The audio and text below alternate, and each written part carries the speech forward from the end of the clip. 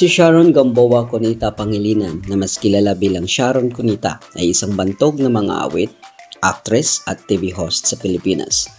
Siya ay pinanganak noong Enero 6, 1966 sa Santa Mesa, Manila. Anak siya ng dating mayor ng Pasay na si Pablo Cunita at ng socialite na si Elaine Gamboa. Nagsimula ang kanyang karera sa musika noong 1978 at nang ilabas niya ang kanyang unang single na Mr. DJ, na agad namang naging hit at nagpasikat sa kanya. Kasunod nito ay ang sunod-sunod na mga awitin tulad ng Kahit Maputi na ang Buhok Ko, High School Life at Bituing Walang Ningning, na naging klasiko na sa OPM or Original Filipino Music.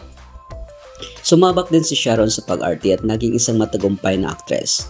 Ilan sa kanyang mga pinakatanyag na pelikula ay ang Dear Heart noong 1981, P.S. I Love You noong 1981, Between Walang Ningning 1985, Madrasta 1996 at Caregiver 2008. Ang kanyang mga pelikula ay nagbigay sa kanya ng iba't ibang parangal at pagkilala, kabilang na ang mga Best Actress Awards mula sa iba't ibang award-giving bodies. Bukod sa musika at pelikula, naging kilala rin si Sharon bilang isang TV host. Isa sa kanyang pinakasikat na programa ay ang The Sharon Cunita Show na umiri mula 1986 hanggang 1997. Naging host din siya ng iba't ibang reality shows tulad ng Star Power, Sharon Search for the Next Female Pop Superstar, at The Voice Kids Philippines. Sa personal na buhay, si Sharon ay kinasal kay Gabby Concepcion noong 1984, ngunit sila ay naghiwalay noong 1987. Sila ay may isang anak na babae, si Kizzy Concepcion, na isa ring artist at mang-aawit.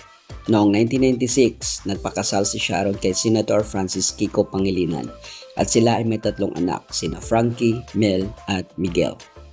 Si Sharon Cunita ay kinikilala bilang isa sa pinakamatagumpay at pinakakilalang mga personalidad sa industriya ng aliwan sa Pilipinas. Tinagurian siyang megastar dahil sa kanyang walang kapantay na kontribusyon sa musika, pelikula at telebisyon.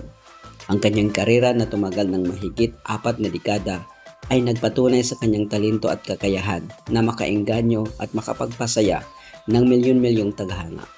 Sa kabuuan, si Sharon Cunita ay isang iconic figure sa kulturang Pilipino na nag-iwan ng malalim na bakas sa industriya ng aliwan sa pamamagitan ng kanyang mga awit, pelikula at palabas sa telebisyon.